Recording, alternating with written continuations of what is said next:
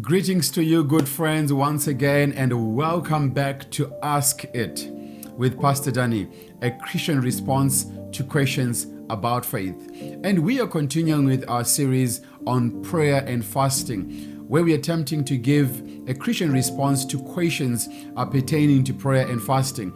And this episode's question simply says, is Christian fasting compulsory?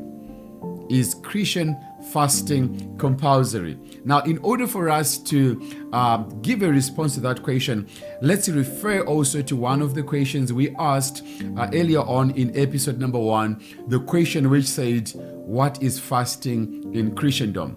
And our response then was, fasting is a willful, and I think the critical word there is the word willful. Fasting is a willful practice of abstaining from food and drink for a specific period of time for spiritual purposes. Take note of the word willful. Why is that important? It's because fasting should not be practiced out of compulsion.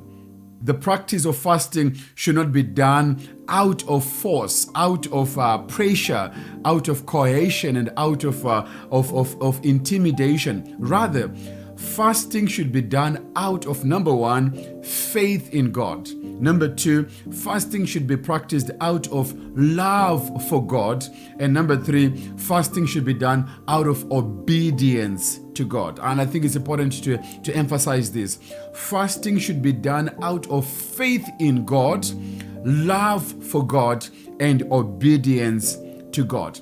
It's important to always look at fasting not as a compulsory practice, but as a necessity in your Christian journey, as a necessary practice in your Christian journey.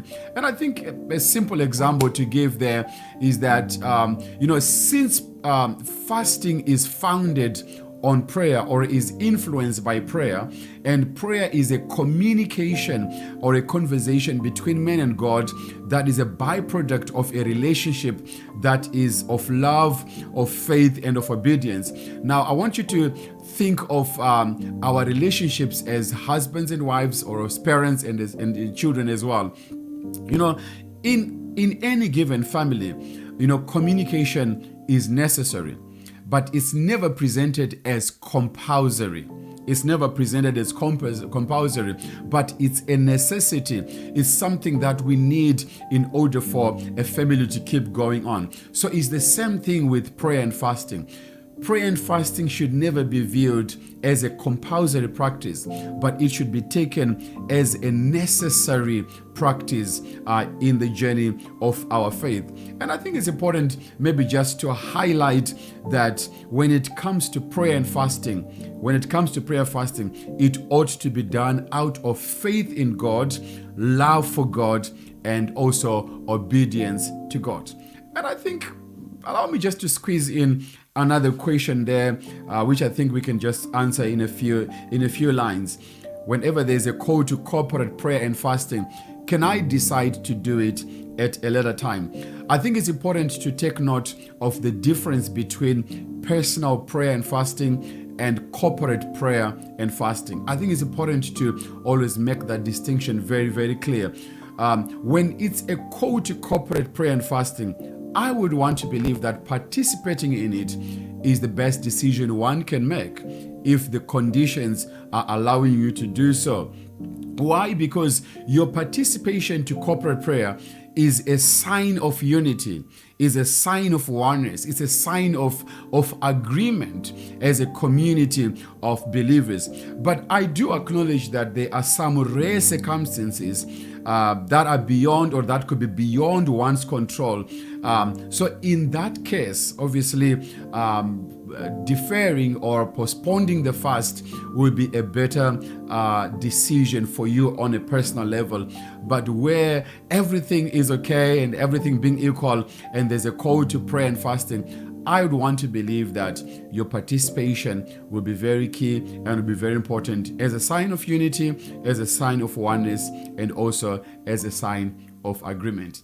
But above it all, I want you to remember, prayer should not be done as a result of compulsion, of intimidation, of pressure, or of coercion. It should always be done out of faith in God, love for God, and obedience to God. Thank you so much for tuning in once again to Ask It with Pastor Danny, a Christian response to questions about our faith.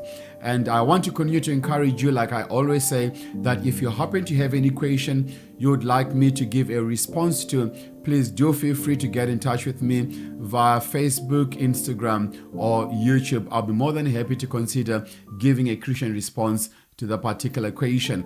And if you haven't taken a chance to subscribe to our YouTube channel, I want to encourage you just to do so. Just drop in there and just click the subscribe button. If you're here on YouTube, if you're on Facebook or on Instagram, please do follow us, do like us. If time and space permits, just leave a review. It will help us to reach to more people. And until we meet again, may heaven keep smiling at you in Jesus' name. God bless. Bye.